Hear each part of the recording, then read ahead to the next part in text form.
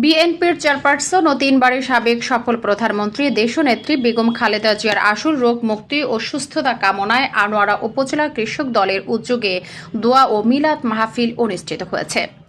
রবিবার মাগরিবের নামাজের পর হযরত রাজছিলা ফকির রাদিয়াল্লাহু তাআলা জামে মসজিদ প্রাঙ্গণে অনুষ্ঠানের আয়োজন করা হয়। এ সময় উপস্থিত ছিলেন চট্টগ্রাম দক্ষিণ জেলা কৃষক দলের সিনিয়র যুগ্ম আহ্বায়ক ও আনোয়ারা উপজেলা কৃষক দলের আহ্বায়ক সালাউদ্দিন সুমন, উপজেলা কৃষক দলের সদস্য সচিব নাজিম উদ্দিন খান, সিনিয়র যুগ্ম আহ্বায়ক আনোয়ার হোসেন, যুগ্ম আহ্বায়ক জসিমউদ্দিন চৌধুরী ও নুরুল ইসলাম সওদাগর।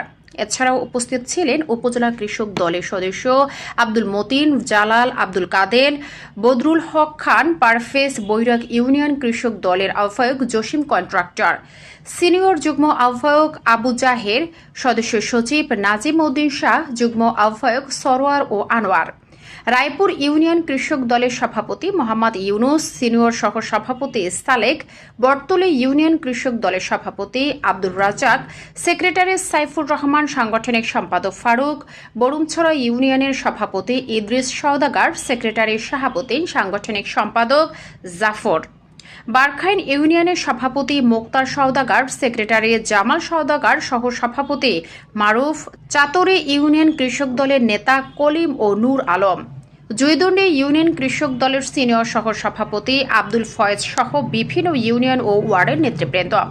দোয়া মাহফিলে বেগম খালেদা জিয়ার দ্রুত আরোগ্য ও দেশের শান্তি সমৃদ্ধি কামনা করে বিশেষ মোনাজাত পরিচালনা করা হয়।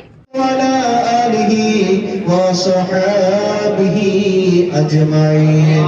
اللهم اجعل آخر كلامنا من عند السلام إلا الله محمد رسول الله.